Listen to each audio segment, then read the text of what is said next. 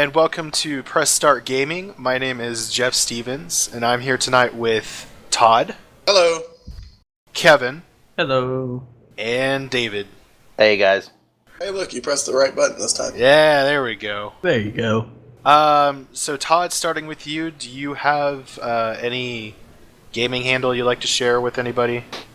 It is literally TODDMHARDIN. That is me on just about every social media and video gaming platform known to man.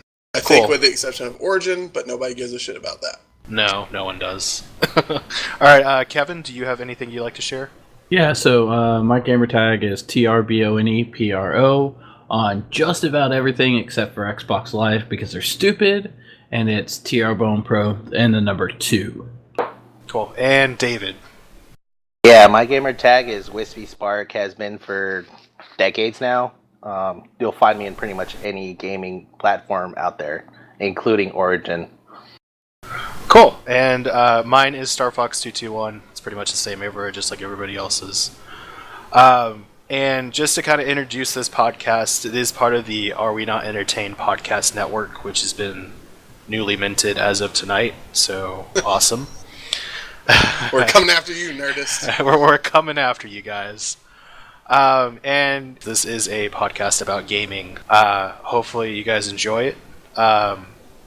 Todd, since this was actually your idea, would you like to introduce our first topic? What a terrible idea I've created. Alright, so I was watching some gaming news recently, and I noticed that a Brazilian retailer leaked a remastered collection of BioShock.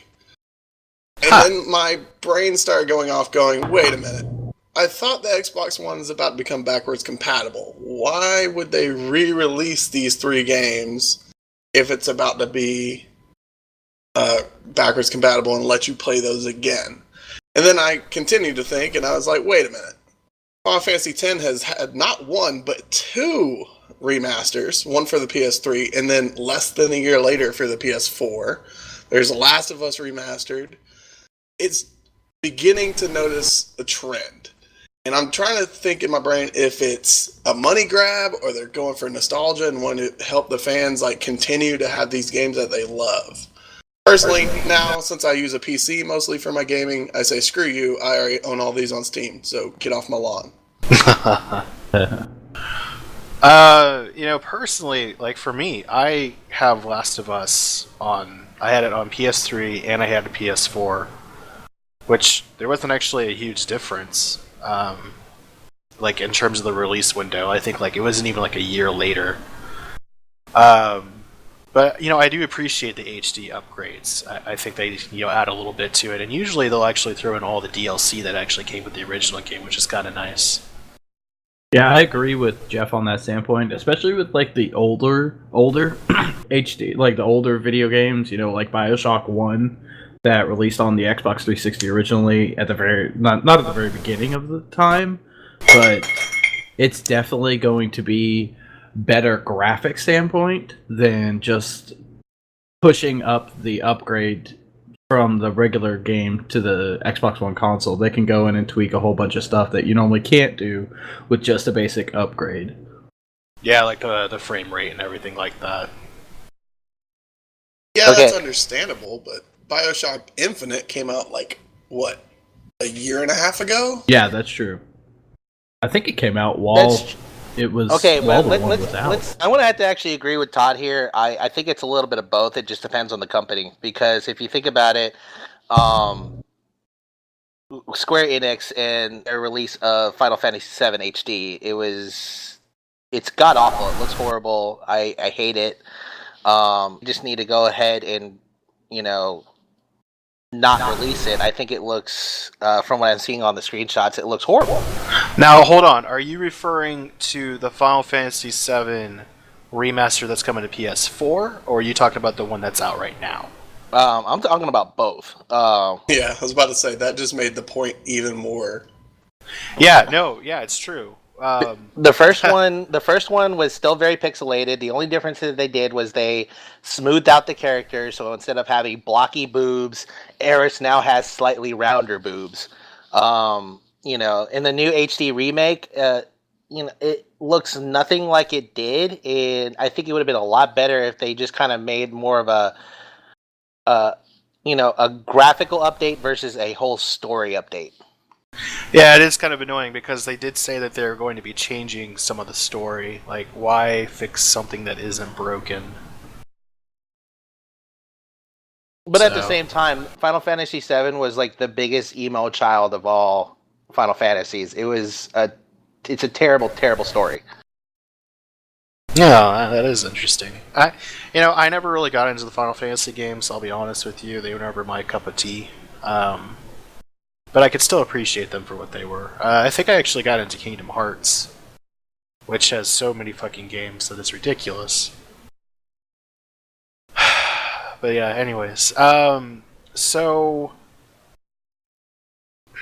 I mean, do you guys have any other thoughts on this? Do you think it's even worth having HD remasters on newer systems? Is there any point to them? I don't necessarily say it's a point to them because, like, it'd be awesome to have some, like, especially with, like, the Halo Master Chief Collection, for instance. You have almost every single Halo platform. Well, you have every single Halo game that's been previously released. And it's ODST. Yeah, the ODST that they had to throw in as a consolation. Yeah. Because the Master Chief Collection sucks so much. But if it's for somebody like me that just wants to go and play those campaigns, it's a great nostalgia standpoint. You know, you go back and you're like, oh my god, this is so cool. Oh. Well, and I also think it's a great primer for people who haven't, say for instance, you never owned an Xbox 360 or original Xbox, you never got to play those games. But at the same time, they're almost so inexpensive now that you can buy one of the games for $5 and a console for $40, and you pay just as much as a new game for the slightly used versions of that game, and you actually get to play it in its original content. But at the same time, let me bring up Rare and their new downloadable collection on Xbox. Oh, yeah. And I think that's actually brilliant. I think that's pure nostalgia right there because they only redid it just enough so that way it doesn't look blurry all over your 4K or HD TV. It's still the original gameplay. It still has the same bugs. It still looks original. Battletoads is still impossible to beat. Right, and if you notice, most people bought the Rare Collection for probably 4 games. And let's be honest, it's Banjo-Kazooie, Banjo-Tooie, Perfect Dark, and Battletoads. They bought it for 4 games. 2 of which, if I recall right, were already on Xbox Live Marketplace. Yeah, and you bring up an interesting point there because if I'm not mistaken, because Xbox One is now bringing forth their backwards compatible stuff, it doesn't only just extend to the discs; it also extends to digital content. So, if you owned it on Xbox 360, for instance, Perfect Dark, Banjo-Kazooie, or whatnot, it'll still work on. Right. Yeah. So, I don't know. I personally think it's kind of cool, especially if you never own. Like, for instance, the Uncharted collection is coming out. Which is a good deal for people like me who never really owned a PS3, and I might be getting a PS4, and I can play what's arguably the best game from that console that was an original series. I mean, any of Naughty Dog's games are great. Like, I personally own the Jak and Daxter collection that they released for PS3, just because those games were so great. Like, part of my childhood, really. Okay, first off, I understand you think there's only 4 games that Rare released, Todd, but let's not forget about Viva Pinata. It's probably one of the weirdest, funnest games out there. But let's disagree. All right. Okay, whatever. I'll give you. Everyone has their own weird tastes. But let's take a look at Tomb Raider. You have Tomb Raider, the original that released back in 1996, 1998, something like that. Uh-huh. And they didn't do an HD remake. They rebooted the entire series with Tomb Raider and the Tomb Raider Definitive Edition. Great game. I don't consider Definitive Edition as an HD remake of the original reboot of Tomb Raider. I think it was let's go ahead and add in more content for a Game of the Year edition style. Well, and that's the other thing. It does seem like we're kind of in the time and age where, Hollywood has their reboots. We're starting to get, game reboots. And to me, kind of an interesting question: do we need classic games to be remade, or should they just be left alone? I think they should be left alone, and to be honest with you, they need to come up with some original content. Nowadays nobody has anything original, and you don't really have much of anything out there currently that's like that go-to game that's just so amazing. The last one was Last of Us that I can think of. Which already got a remaster. Exactly. Yeah, it got a remaster, and there's rumors that there's also going to be a Last of Us 2. Right. I saw that. It's not original, though. It's Yeah, an extension. It's an extension upon it's a trilogy or an anthology or whatever you want to call it. It's just a continuum of an original based story. It's not an original story on its own. Right. Go ahead. Which is why, like, some gaming companies you see are pushing DLC content. They're pushing pre-order promotions and stuff like that, to where they know they can make their money back. Right. And I mean, I'm thinking of games that I bought this year. I bought the Gears of War Ultimate just because I didn't play them all whenever I had an Xbox 360, and I'm like, oh, well, I just screwed up and bought old games again, and then I realized I also bought Final Fantasy X Remaster twice. And, Oh my goodness. and then I realized I have games on my computer that haven't been remastered. They still look great because they're still updating it. Star Wars Knights of the Old Republic, which came out in the Dreamcast era almost, just got an update for 4K resolution screens. Like, this is kind of crazy here. Yeah, but that's also kept up by fan base. You can't really do that with consoles. Sure. At least there's not a market for that they know of. Well, Apparently me.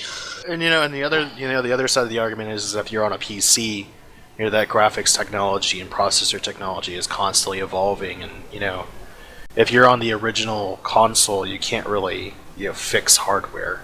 That's exactly it, because you got to remember they remastered the Xbox 360 3 times, I want to say. Right.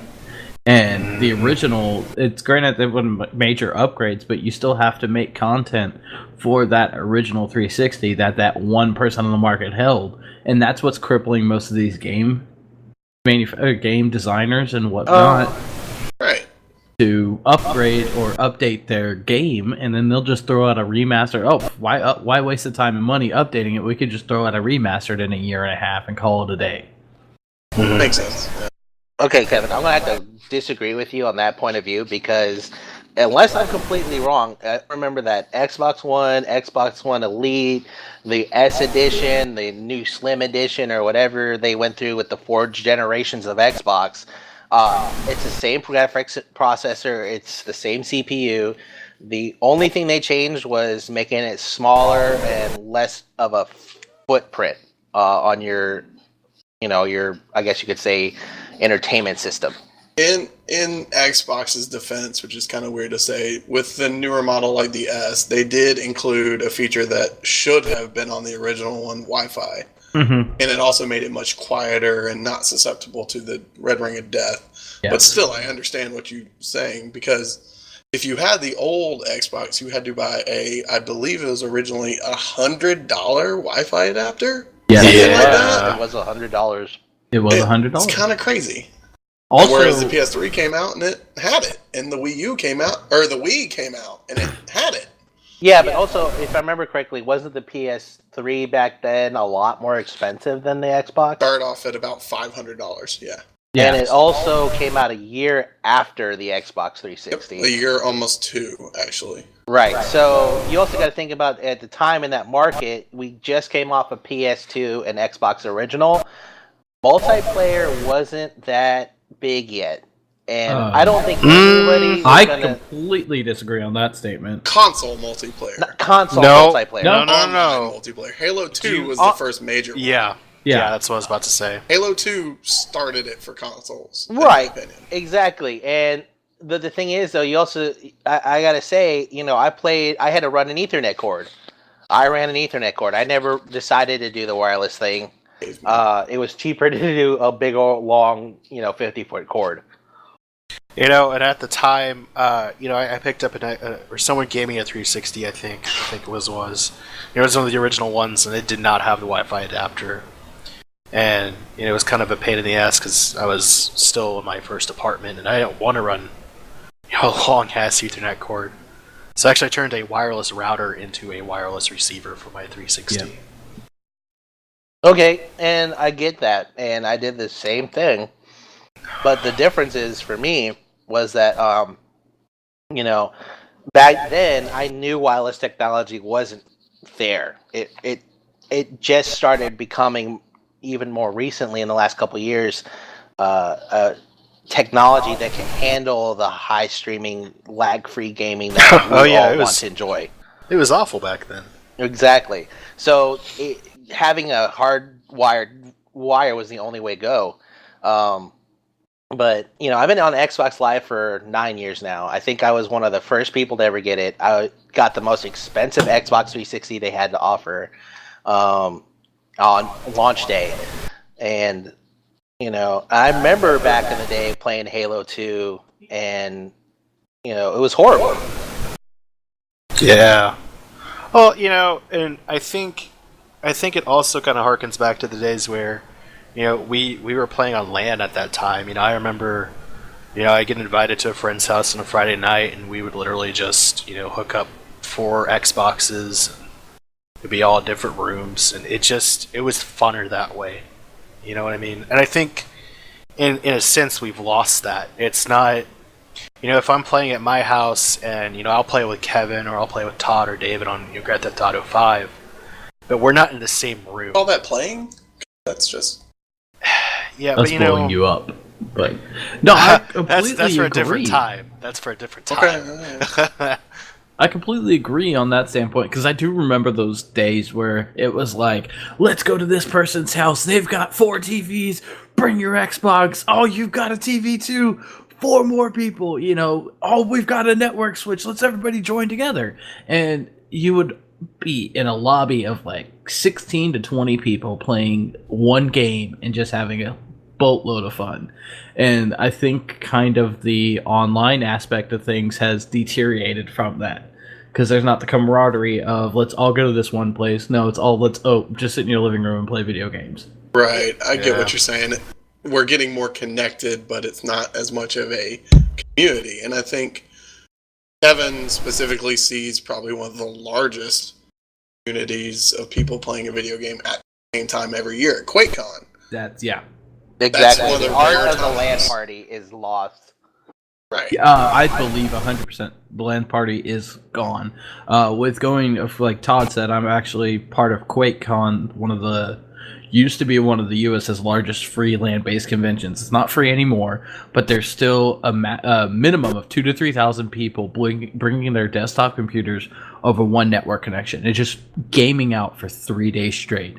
And as you continue on, it's gotten steadily, attendance has gotten a little lower, but the quality of people has actually gone up. But the thing is you still see a lot of people, but you don't see different people. You see the same people every year that are just those diehard true fans. And that brings up another statement of DreamHack. I don't know if Jeff and David or you guys know about DreamHack. It's actually Europe's largest LAN convention. They have 10 to 20,000 people in one LAN area, and they're coming to Austin this year. Oh wow! Oh god! And yeah, right. So it's going to be interesting just to see in the market standpoint of, first off, who's going to show up, what major competitors, what major let's say esport communities that play Counter-Strike, Dota, League, WoW, all those games. So, do I smell a transition? Yeah, that was perfect, man. Because let's talk about our next topic. Who came up with this one, actually? That would be me, sir. David, introduce this next topic for us.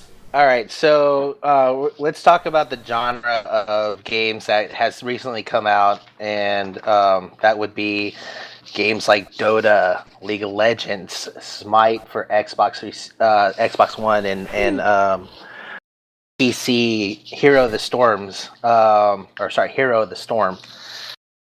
The genre is actually pretty interesting in its own right. It is based off the idea that you have one huge battleground.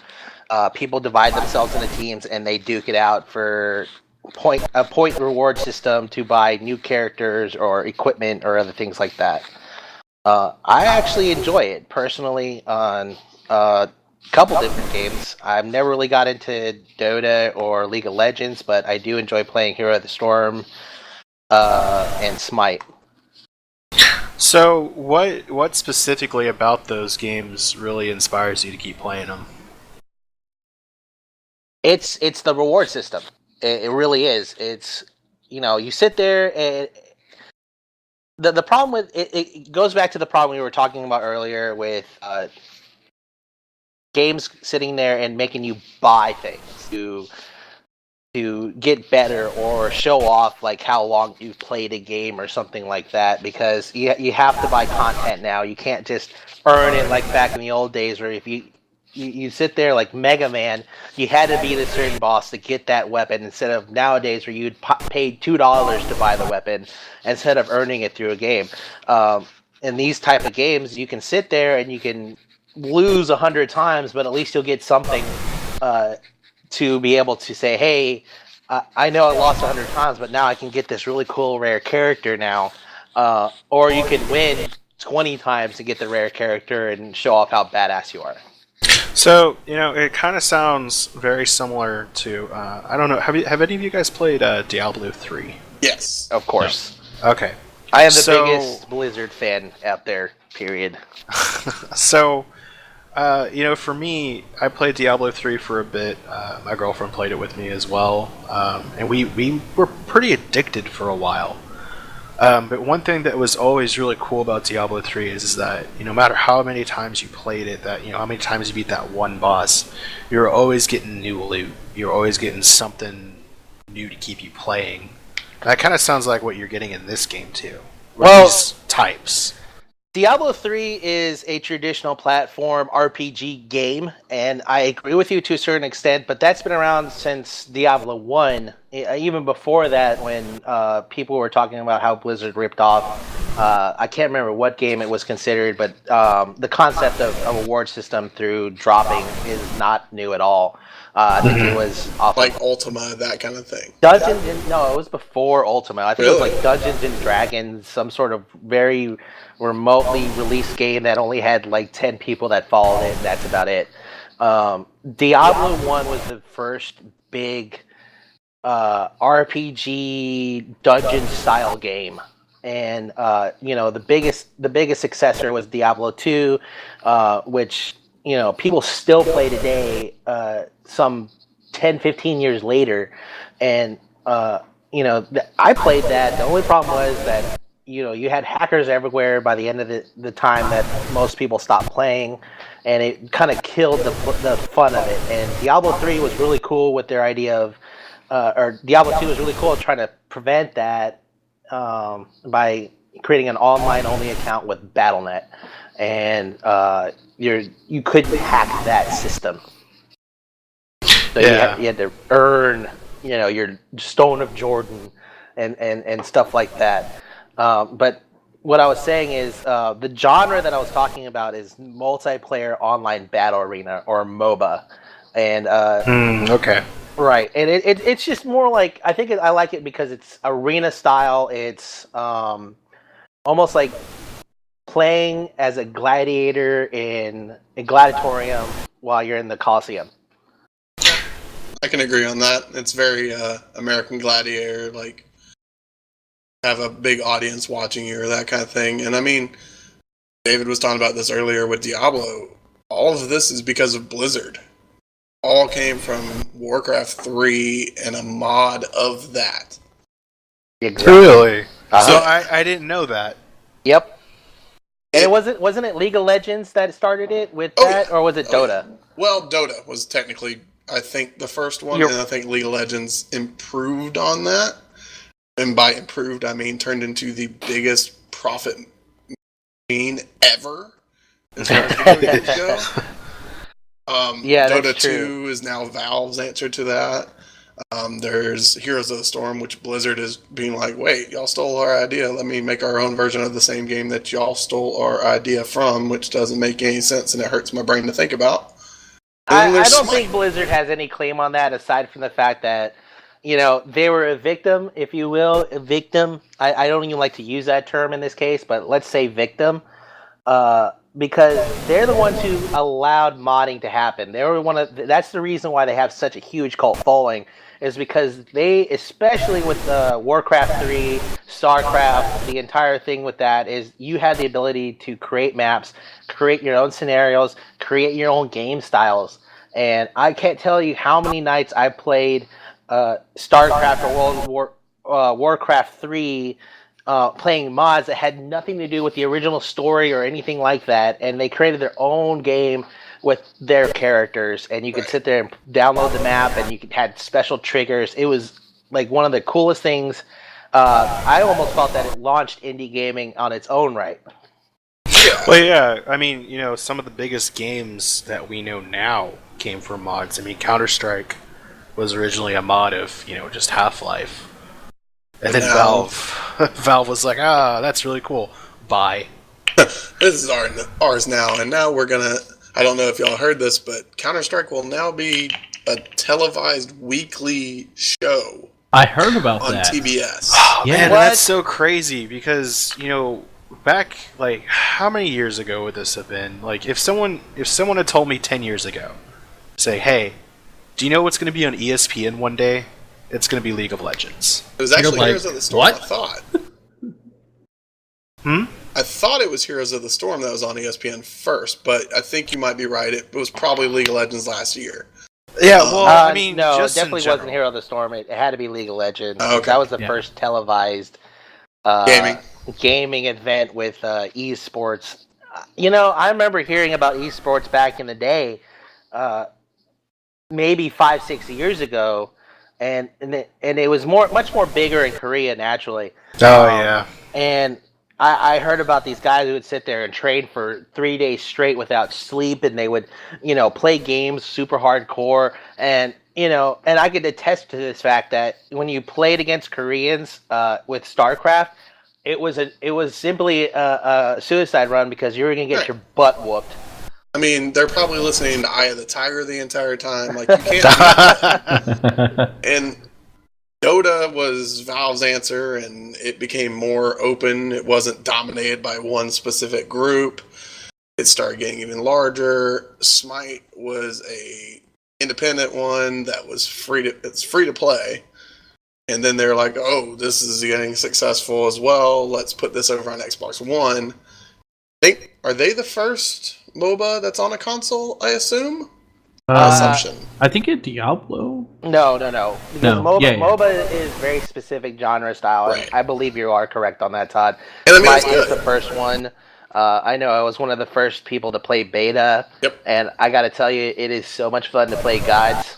It really is. And they even adapted it very well coming from the PC to the console. Whenever you think of PC MOBA, you think of usually an overhead shot looking down on the group. Whenever you play Smite on the Xbox, it's actually third person, very similar to, I guess, Resident Evil 4 would be the first thing that pops in my head, like over the shoulder looking forward. Right. And it's translated very well, and I highly recommend it if anybody wants to get into that. That, to me, is one of the easier ones for people to get into. The community's not completely toxic like others, League of Legends and Dota. Oh yeah, there's some people out there in those genres that are very much snobbish and elite, if you will. Right, and I mean, there's a whole reason why there's like Diamond Leagues and all these other shenanigans on those. Because it is a moneymaker, and leagues have gone on to do huge things. And I mean, we have the International every year with a multi-million-dollar prize purse. Yeah. Off of a free-to-play game from Valve that was kind of just one that they threw out there. They're like, here's this. But more to what Jeff was talking about earlier, who knew 10 years ago, even 6 years ago, 3 years ago, let's go even 3 years ago, that you could earn a living playing games now. Not just designing it and making it, but literally playing it. Right. What with Twitch TV, you got people who sit there and you watch people to play these games and you donate money and they can live off of that. Let's see. Well, and it's Bye, Brown Man. crazy, because I remember hearing back in the day that there was, what was it, MLG, Yep. major, Yes. Yeah.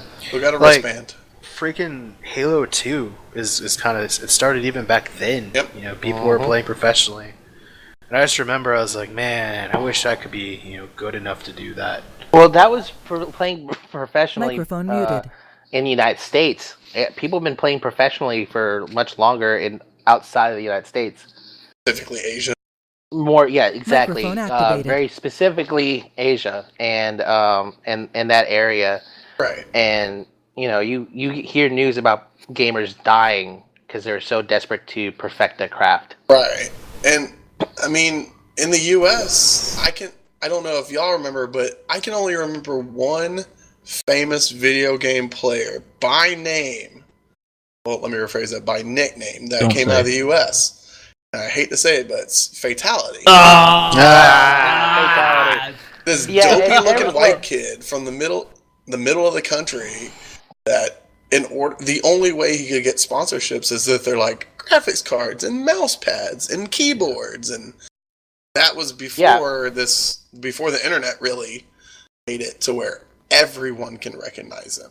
Is he still active? No. Because No. I hope he retired at the ripe old age of 24 for all I care, but I'm pretty sure he's retired. They just slap his name on a couple of things. right. And it's I think- EVGA probably.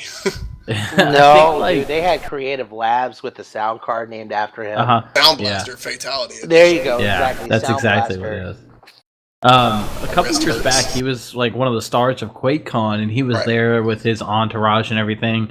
And what was really funny, it was they had this event that was like play against Fatality, and Probably got trounced. yeah, a little girl beat him, Yeah. and it, I feel like the industry needed a star. yeah, and I think that's what made the industry into what it is now. Is there's no currently right now there is no like one, oh my god, this awesome player. It's especially with, well, say for instance Counter-Strike is a bunch of teams, Right. or League of Legends, all that kind of stuff. Is there's About no 9. one, yeah, there's no one star player. It's Right. everybody. I think Twitch might have something to do with that. Hmm. Because No. if you're by yourself, you want to show off your personality, and Twitch is the best way to do that, in my opinion. Yes and no. I actually think that a part of the reason why team-based games are getting the most, if you will, video time and media is because of the fact that it is team-based. Let's all be honest. No, there's no one best gamer out there. Period. There's always going to be someone better or a little faster eventually. With the team-based, you got you play to each player's strengths. I would be terrible at trying to come up with the strategy, but damned if I'm not a good tank. Right. I'll take the damage and I'll I'll set the other people up for kills. Right. Because back in the day, it was, if you want to make money in video games, it kind of got split into you're either really good or you have a really good personality. And those two things split into esports, which is dominated by mostly team games, like David said. And then there's personality-based, which is Twitch, which is PewDiePie, Ray Navarez, Markiplier, all these shenanigans. people. Well, and correct me if I'm wrong, because I could be severely wrong on this, but didn't PewDiePie start before Twitch? I think Yes. he was mostly Yes. on YouTube. He was YouTube first. It was PewDiePie was YouTube. YouTube. Yeah. But especially with Twitch, that you see a lot of streamers that make it big, and then yet this is the one thing I hate about Twitch is they focus on those main streamers, and that's it. They don't give a crap about 99% of their community. Most of these people just want an entertaining person to interact with, and that's what Twitch wants you to be. But the problem is like YouTube gaming, for instance. I'm throwing that out there. Don't do that. I'm throwing that out there. It's absolutely atrocious. I was watching a YouTube video. I was watching a YouTube video earlier today, and they're like, "Oh, Twitch just added this, this, and this. Oh, it sounds like YouTube gaming." I was like, "Don't even try to compare those two, because Twitch has been, now granted, YouTube's been around longer, but Twitch with their gaming format has been more stable in that standpoint." Because I remember 2-3 years ago watching a YouTube live performance, and I'm like, "Oh my god, what the hell is this?" Yeah, and the chat room is garbage, which is half the reason why Twitch is around, because the chat rooms keep the energy up. And it doesn't make sense to me why they're pushing this.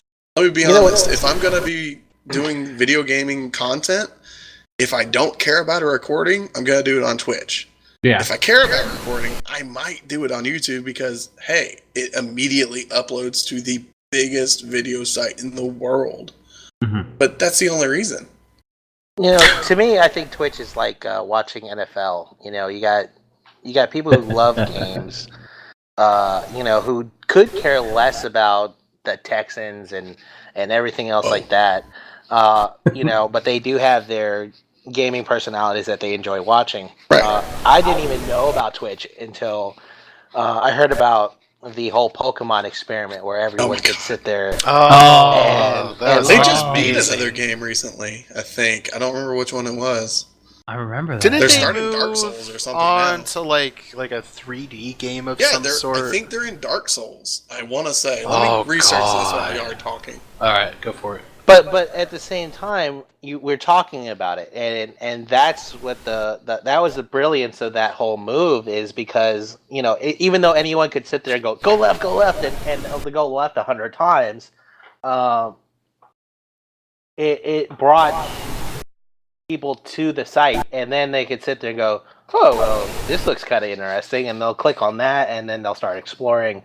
And go from there. I think it was not meant to be advertising, but it did end up being probably the best advertisement that they could have ever thought of. Yes, Twitch did play Dark Souls. Yeah, and they won. And it took 43 days and 8 hours. Oh man, I thought you were about to say 43 hours. No, I was. No. I can't even beat the first level of Dark Souls in 43 hours, so let's not even discuss this. 1,040 hours with a total of 904 deaths. I want to point out that I bet Kevin and I are both probably on the same IGN page. That's not the point here. And as far as MOBAs go, I have noticed they are popular on Twitch, but it's usually somebody practicing for something else.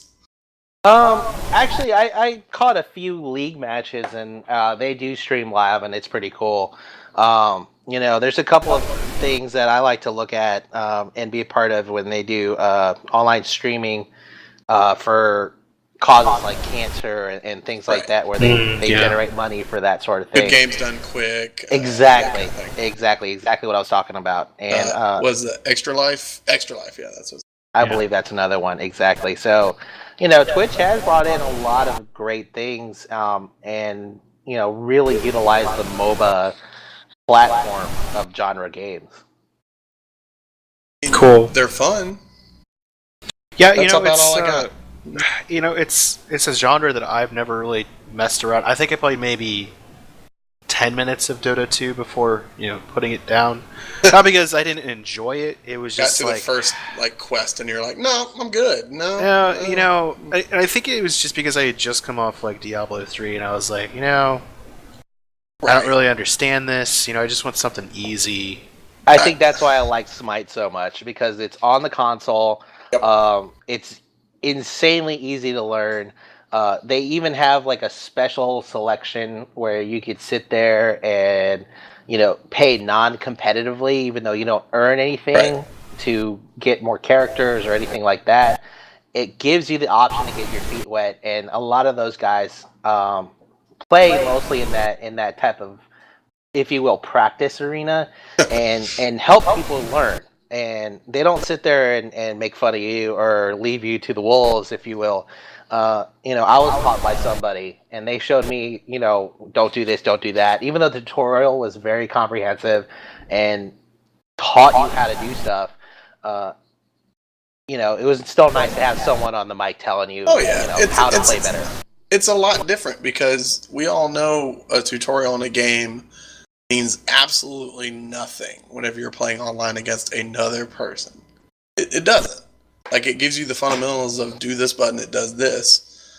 But rocket jumping was never mentioned in the Halo tutorial, but that was a huge part of online. Oh my god, yeah. Yeah. Indeed. I think this is a sec. Alright, well, guys, I think we're coming to a good stopping point. So we'll probably wrap up here for tonight. Wait, let me point something out really quick. Yeah, NBA 2K16. Great game. Buy it. That's probably going to be a topic we're going to start next week. Yes, because I don't care about those games. But it's all about NBA Street. Let's be NBA honest. 2K5. Yeah. It's all about Madden 10. Come on. Madden 10. Really, Madden 10? Oh, sports games. Oh, sports balls. All right. Well, I don't even want to talk about FIFA. Oh no. Got to add a different demographic for that one. All right. Oh no. Here. All right, guys. Well, thank you very much for listening to our very first podcast for Press Start Gaming. Again, we're part of the Are We Not Entertained podcast network. Home of live texting. Home of live texting. Ah, yes. Had to get it in. That's what she said.